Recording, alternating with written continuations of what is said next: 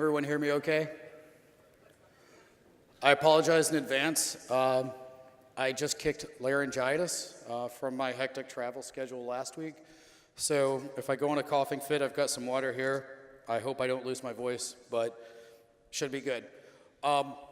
So everyone having a good time so far? Awesome. So welcome to DECEPTICON. Basically, these are my deceptive techniques to derail attempts at open source intelligence, OSINT gathering. Before we get started, the thoughts and opinions I express today are mine and mine alone and do not represent those of IBM. The reason I say this, I'm a senior security architect at IBM. I'm the 2017 DerbyCon Social Engineering Capture the Flag winner. I do blogs, I do podcasts. I have my own blog and podcast, Advanced Persistent Security, and I tap out a lot in Brazilian Jiu-Jitsu. They say you either win or you learn.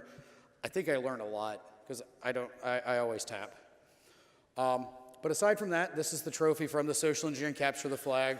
I'm a very vocal person, very outgoing, and the picture there to the right is the one time in my life that I can actually think of I was speechless. So it's a rare occurrence. About Decepticon, basically I want to talk about where we can find OSINT. This is actually going to start out as an offensive OSINT talk because I want you to understand where and how I'm going to gather OSINT on you as a target prior to arming you with some techniques to make it harder for me. To make it a little bit more clear, I don't implement a lot of these things that I'm going to tell you for myself. I'm framing this from the perspective of I'm a practitioner. These are things you can do to make my life harder. So aside from that, we'll talk about some online deception, maybe some decoy accounts, canaries, of course, to some degree encryption. We can't talk OSINT without mentioning social media. That's just a requirement. And we'll talk about identity management, not to be confused with identity and access management. I'm talking about the things when small credit reporting bureaus in Georgia get breached that you have to worry about getting stolen, that kind of identity. Not hating on anyone specifically, to be honest. So where can we find OSINT? Well, most of the time it's on the internet. There are other methods as well. Newspapers, conference proceedings. Anytime you deal with like IEEE or ACM, they are going to publish conference proceedings. To some degree, the fact that this video is recorded and will be published online, that provides OSINT about the speakers. Any anecdotes that we tell about our personal lives could be used against us later. It gives people an idea of what we look like, what we sound like, our hobbies, our interests, anything of that nature. Of course, you have your academic journals. With those, you have to think of it from the perspective of this is what this college is interested in, this is what this researcher is interested in, and to some degree, you might even get an email address and a phone number, so there's a little bit of OSINT to start with. Photos. 2016 at DerbyCon, a gentleman by the name of Josh Huff, he's on Twitter at Baywolf88, he demonstrated gathering OSINT off a single photo. The photo was bragging about gas prices. So the obvious route of looking at photographic OSINT would be, what does the metadata say? Is it an iPhone? Is it an Android? Does it have GPS? Which camera was used? Which direction was the phone being held? Which version of the phone was this photo taken on? Those are all things you can get from the metadata. But Josh went a completely different way. He looked at the reflection of the glass of the gas pump, and he noticed there was a vehicle in it. So he started doing reverse image searches for this, and he enumerated that it was a 2006 to 2011 Dodge Durango. It was in this one specific color, and he did a little bit more searching, and he found that there were only 3 vehicles of that color registered within a 50-mile radius of where it was taken. With a little bit of further research, he could have found out exactly who the car belonged to. And then we have to talk about geospatial stuff. If you want to deal with that, for the most part, you're going to look at Google and Bing. That's going to be your starting point. Before I do any social engineering on anyone, I try to take what I call the drive, and that's where I will just go to one of their sites virtually with Google Maps or Bing Maps or something, and I use them both. You get different perspectives from each. but I'll take a drive using this around the building. I'm looking for things like dumpsters. Who's their dumpster company? Is there a gate? Is there a visitor center? For the social engineering capture the flag, one of the flags is who does deliveries. I saw a big brown boxy truck backed up to the building for my target. That's UPS. So flag down. How about the fence? What's there? What's the parking situation? These are all important things. You can find out where the dumpsters are if you want to go dumpster diving. It gives you some context on how to sneak in. Does anyone in here remember the shenanigans that happened a few months ago with Strava, the workout app, where some people in the US military were using it overseas, and they had logged it as base perimeter. The thing is, when you looked it up on Google Maps, there was nothing. So basically, they outed a classified base because they had labeled it base perimeter, and they went running, and they shared the data. And by sharing the data, it became accessible to anyone using the app. That's just one example. So this photo is more true than we will ever know. So when we look at it, we see that someone, ironically, I was on submarines in the Navy, so the periscope of Facebook just definitely is even more ironic. And then the fact that I think there still may be a periscope app as well for social media. But society wants to look out the periscope of social media into the world, whereas if they would just put the periscope down and open the door, they could be exposed to the world as a whole. We see things as they are framed to us via social media. And that gets into a completely different discussion for a completely different type of disinformation that I'm just not going down that rabbit hole. But nevertheless, let's talk about some major resources here. So if you want to do it from the web, inteltechniques.com is ran by Michael Basil. OSINT Framework is ran by Justin Nordin. OSINT Framework is basically it's a repository of links to other OSINT resources, things like public record searches, business records, like in the US, SEC Form 10K, that lists executives. Persona generators, so whenever I'm doing those vishing phone calls, I can keep my lies straight because I have my persona on the screen right in front of me. And if you want to take a look at that, that's under the OPSEC option on the site. But you can also do things like IP address searches, DNS searches, hashes, all of that. Intel Techniques, that's Michael Basil's personalized tools that he wrote that allows you to interact with certain things as well. There's a very nifty Facebook Live video search function. So you can go onto Facebook Live, you get the video ID, you can search on his website for that video ID and get the latitude and longitude of where that video is coming from. So just think about that when you're talking to your teenagers about their makeup tutorials that they're doing, because I'll be honest, when I do my offensive social engineering and OSINT talk, that's my favorite target. It's like, hey, look, here's a makeup tutorial. In terms of tools, I'm a huge fan of ReconNG. Hands down, that's my favorite tool. It doesn't do everything, though. So it has integrations with things like Shodan, LinkedIn, Google. It also has interactions with Have I Been Pwned. You can even input usernames, and it will go scouring to find out which other websites usernames on your list exist. That's how I found out that my SECTF target had an account on Pornhub. That was a little bit embarrassing. Didn't go into the report, but it was there. Datasploit is another good one. It does a lot of what ReconNG does, but it's more from the command line, where ReconNG, ironically enough, feels a lot more like Metasploit. With Datasploit, the biggest thing I can tell you out of that one is you can do searches on WikiLeaks. I was doing OSINT on a target in my previous position leading up to a vishing campaign, and I used Datasploit, and I found that that institution had 31,000 files on WikiLeaks. I don't know what they said because they were all in Italian, but they were there, and my security point of contact had no clue. You also have OnionScan. That was written by Sarah Jamie Lewis and meant to be a privacy tool so that when you're operating on both the dark web and the public web, that you're not using the same key. And just like Nmap, or just like a hammer, is it a tool or is it a weapon? You can use it the same way to find people who are being sloppy about running their onion sites when they have a public-facing website as well. The harvester, I don't have a whole lot of experience with the harvester. I've never really warmed up to it, nor have I warmed up to Spiderfoot. There used to be a tool called Foca that worked really well. It's not been updated in almost 6 years, and when you try to run it, it crashes now. So you can find a few things out of that, but not a whole lot. In terms of training, if you want to get into that, Michael Basil is the primary source that I would say to get your OSINT training from, whether it be offensive OSINT or hiding from the internet style privacy training. Chris Hadnagy has a 2-day OSINT course, and in his social engineering courses, they cover OSINT as well.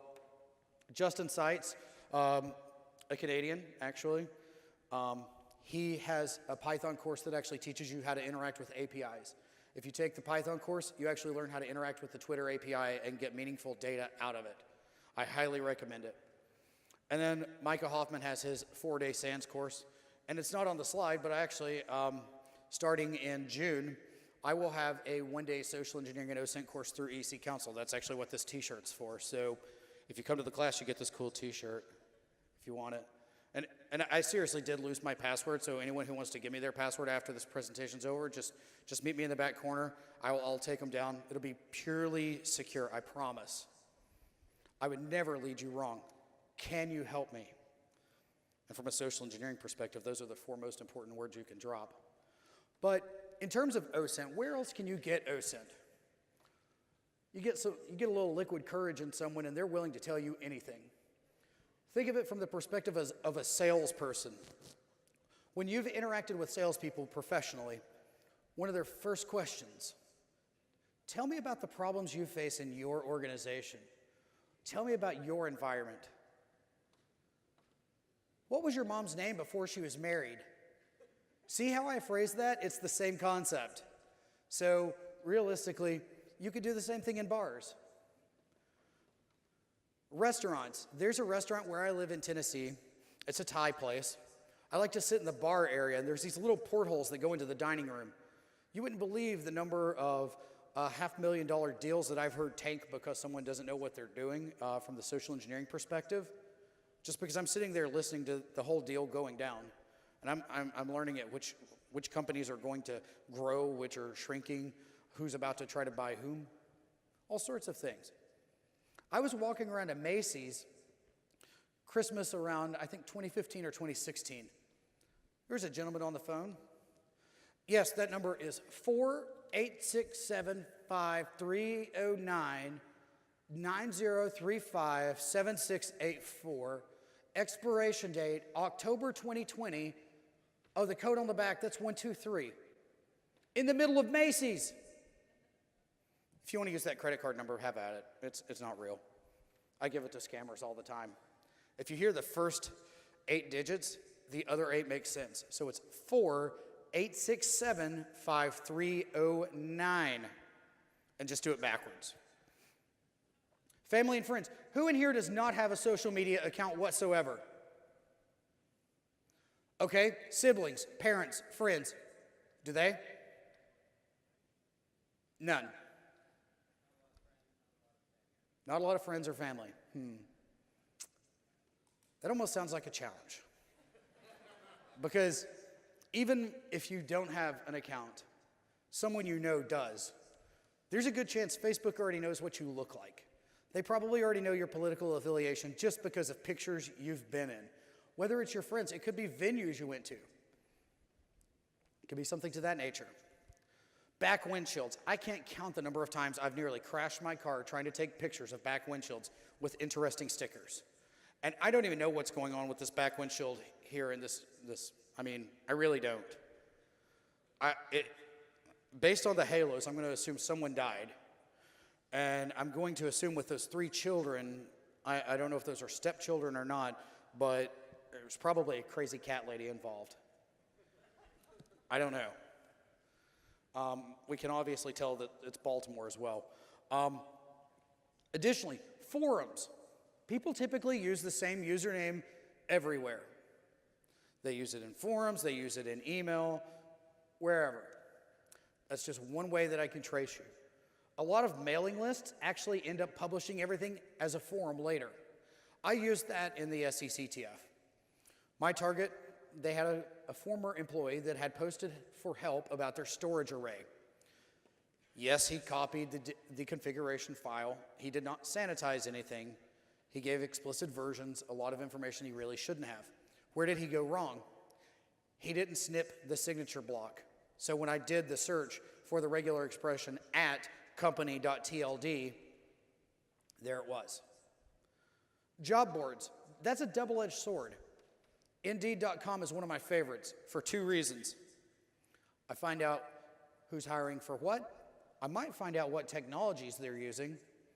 Might even find out the exact version. And then I can go searching through resumes that people have uploaded and find out even more. That's how I found out who the security company was at my target, because they worked at the target company. It said it in the resume. And then dialing it back a little bit further, looking at the previous experience, it said, I used to be a security guard for Allied Barton, working the front gate for company name. It seems harmless. It really does. Until someone puts two and two together. I can go bounce that off the careers page of the target company. During the SECTF, my target company was hiring someone that was an Oracle ERP administrator. They wanted explicit experience with version 12.2.5. ExploitDB had two entries for Oracle ERP version 12.2.5, one of which being a SQL injection, the other being a server-side request forgery. Because it's an ERP system, there's a fairly decent possibility that's going to be public-facing. So just get that injection there, start your server-side request forgery, you can start pivoting from there. I didn't do a single port scan to find that either. Google Foo. If you're going to do OSINT, you've got to have Google Foo. And then social media, which we'll kind of get into in a bit. So here's the Google Foo. You're looking for things like phone number syntax. Do they use parentheses? Do they use periods? Do they use hyphens? Do they put a +1 at the beginning of it? How do they do it? Once you know that, you can search across Google and find it, if you know their phone number range. I addressed the job boards and the forums.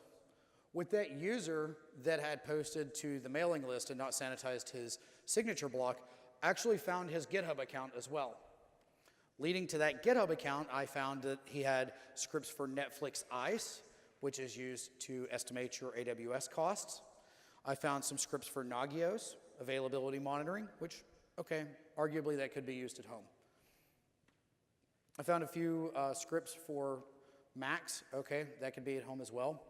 But then I found a script to synchronize his Red Hat satellite server and synchronize updates. The probability of him running that much Red Hat at home is very slim. Also, he wrote in 3 different languages up until about May of 2016. According to his LinkedIn, he left the company in June 2016. He resumed posting to his GitHub in September of 2016 in 3 new languages. So now I've enumerated languages that target company uses. Yelp, TripAdvisor, these are all places where I can find out things you like, places you've been, bad experiences that you've had, great experiences that you've had. It wasn't on a review site, which actually I'll address the review site first. For my target company was in Louisville, Kentucky. Based on scouring through employees on Yelp, on TripAdvisor, and all of that, I found out that there were 3 things that they liked: craft beer, bourbon, and they were foodies. So when I got someone on the phone, I basically said, "Happy Friday, I can't wait to get out of here. I just bought a new case of craft beer," and I had researched to find out the exact brand that I had purchased. And the person on the other end of the phone, she said, "Oh, craft beer? I love craft beer." I was like, what a coincidence. I love Fridays too. And then at that point I had instant rapport, and I was able to say, I'm working under the direction of the CISO. We have an external audit coming up. I have a few questions. It should take 3 to 5 minutes. Can you help me? And from there, I got almost every single flag out of her. So that's one example. Another example, on social media, I found out that a senior vice president of this company had tweeted to an airline complaining that he had been delayed in one airport and missed a business meeting in Amsterdam. I'm just going to make up an airline. Well, sort of. Hello, this is Air Canada customer support. I understand that you had a problem with your flight to Amsterdam. I would like to help you. Can you please provide this information? More than likely, he's going to provide that information. Even if it's already been resolved, I can say that we reviewed the actions and the resolution were not up to our corporate standards. It doesn't matter because it's a game of cat and mouse. Improv tiptoes. That's what it really boils down to. So with this, anyone who knows Adrian Sanabria in the middle, his face was actually cropped out of a larger picture. A vendor at InfoSec World had an owl, and he had the owl on his hand like this, but was doing his impression. And you know, as good InfoSec people, we can't show the owl. We have to crop it to be funny. So he's always watching, though. Just keep that in mind. But within OSINT, we always hear the whole paradigm of Ermagerd, collect all the dirter. Yeah, I rehearsed that, sorry. But we also hear the paradigm of we have to be like South Park's underpants gnomes. Because, you know, with them, it was step 1, collect the underpants. Step 2, step 3, profit. Within OSINT, we have the same problem. Step 1, collect all the OSINT. Step 2, step 3, weaponize it. What we're missing is step 2 and step 4. Step 2 being parse and refine the data so that you have data that you need. And then step 4 being dispose of the data in a secure manner, which we'll get into in a moment. So here's a little fun OSINT. This is a back windshield. What can we infer about this family? Mom's a teacher. Yep. So let's think of it from the perspective of we are a burglar and we want to break into this family's home. Mom's a teacher. So federal holidays, summer break, spring break, fall break, probably not good times. Or maybe they are if they go on vacation, you never know. During school hours is definitely an ideal time. John, he plays soccer. He's probably old enough to play competitive soccer. There's a good chance that his team's schedule is going to be on the internet. Neil, he's a skater. You find the local skate park, show up with a Thrasher shirt, a pair of Etnies shoes, introduce him to the Exploited or the Casualties or some other awesome punk band, and he'll probably like you for about 10 minutes. And then he'll pull his fidget spinner out and it'll be game over. Jessica, she's the curveball. Why? Because you can't tell anything about her. Is she old enough to stay by herself? Does she have any hobbies? We don't know. We'll go back to Dad for a moment. Dad is one or the other. It's a very binary thing here. He's either legitimately jacked or ripped, or the only concept of ripped he has is ripping his pants. It's one or the other. But 5 a.m. or 5 p.m., there's a good chance you're going to find him in the gym. Doesn't matter how hard he's working out, but he'll probably be there. Now comes the dogs. Ruby is a hound. Hounds make noise. In no way, shape, or form do I advocate harming the animals. So here's what I recommend doing if you're going to be a criminal and try to be successful about it. Take some dog bones. Just keep them busy. If you feed a dog, the dog will love you for life. Just don't harm them. So with regards to the collection, what can we start with? Company data.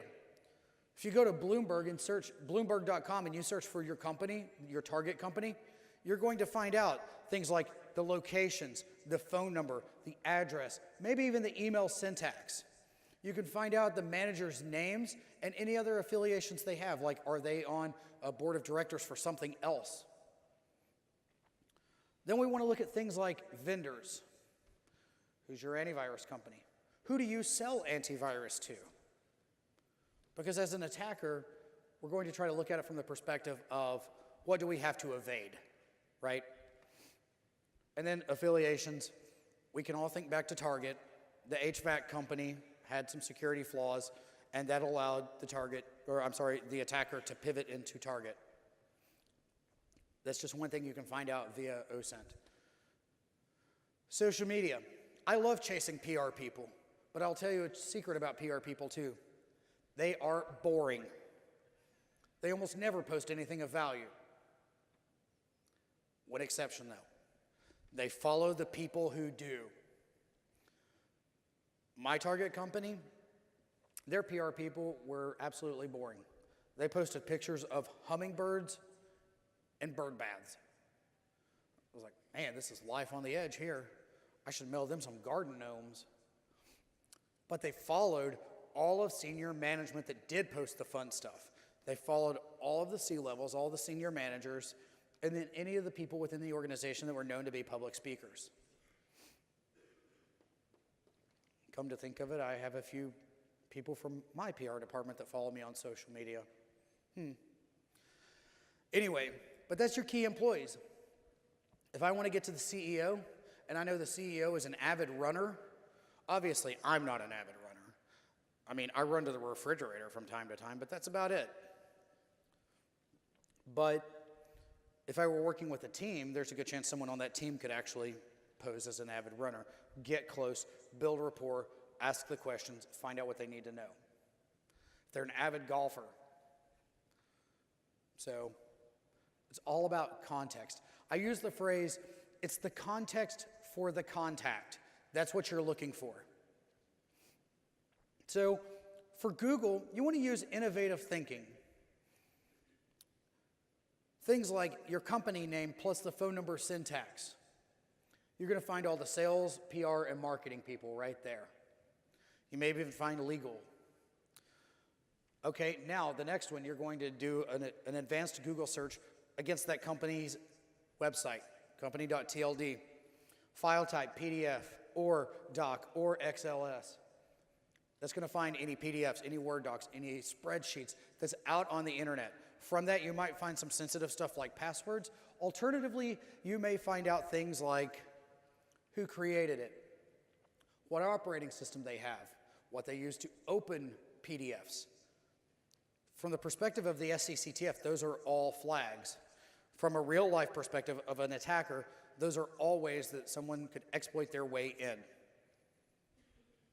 If they know you're using Foxit instead of Adobe, they're not going to waste their time trying to find an exploit for Adobe when they're going to look into ExploitDB or through the CVEs to see if they can find anything for Foxit, and then they can send you the malformed PDF and do what they want to do.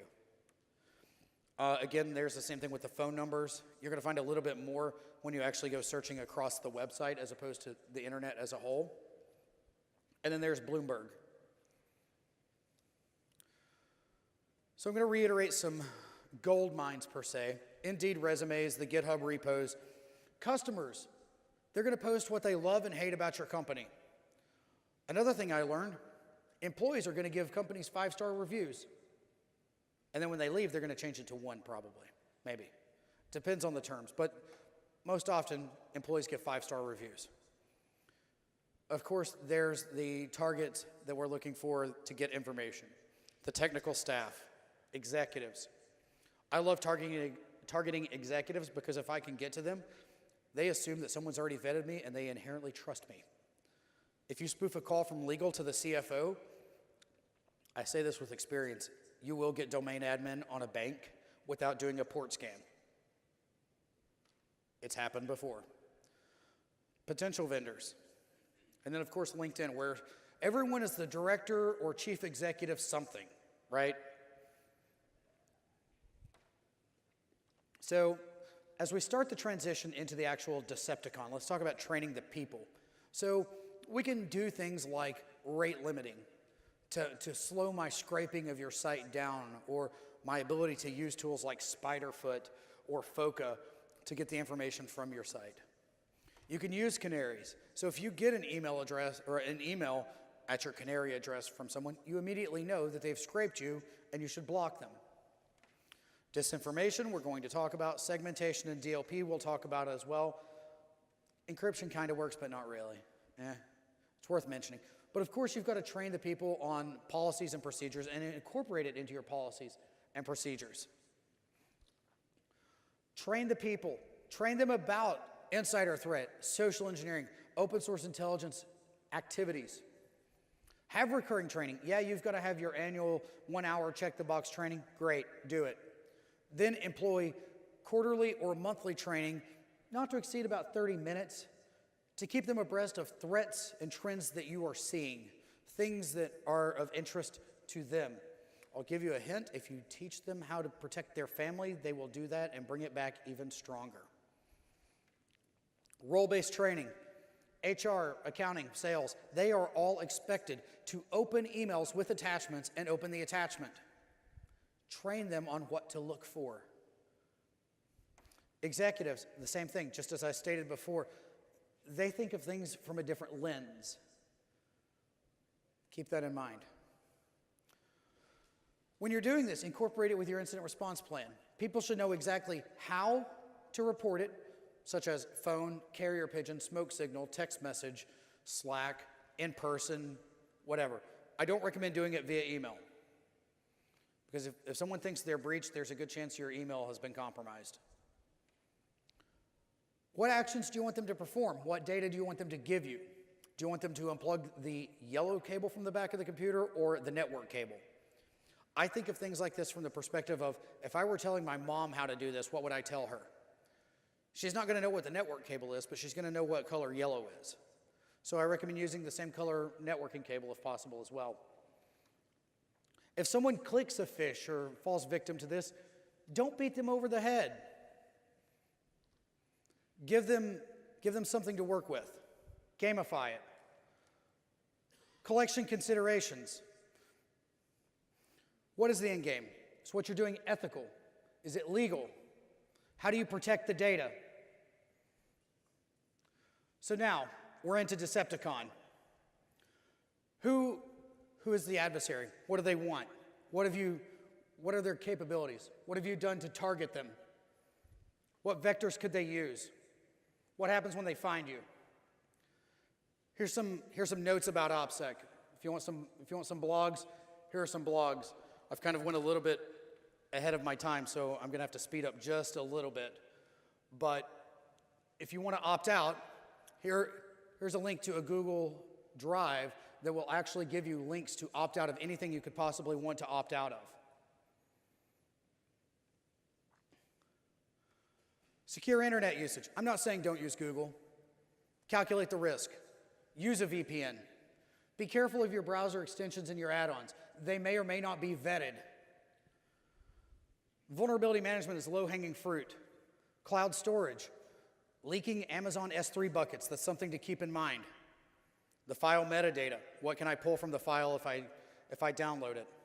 There's a tool called Streisand. If you don't trust VPNs that you want to pay for, you can actually stand it up. That's a link to the GitHub. You stand it up on your own cloud instance. You'll have your own VPN concentrator, your own Tor bridge, your own ShadowSock's proxy, everything at your fingertips. You control everything. You're only at the mercy of your cloud provider. Deception.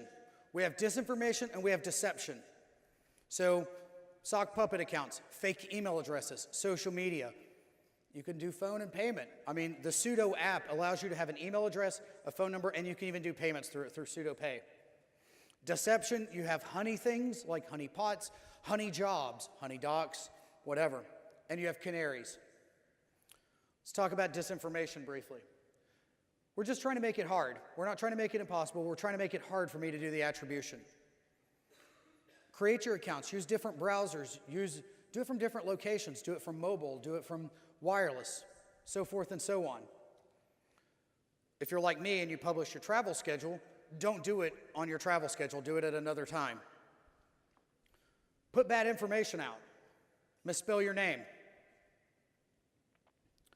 You can use Hushmail, ProtonMail, Sudo, Google Voice if you want. Bitcoin.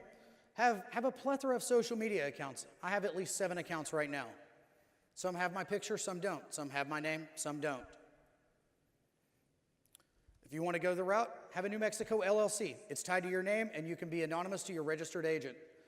Be cautious when you're doing transactions that create public records, like home buying, having a landline phone, something of that nature. Information is going to be in data breaches, credit reporting. If you work in a large company, SEC filings. If you pay in cash, you can avoid this to a degree. You probably still need a bank account. And then Adrian is not impressed with this advice. Don't go, if you're in the US, don't go applying for a new social. Don't legally change your name. Don't avoid social media altogether.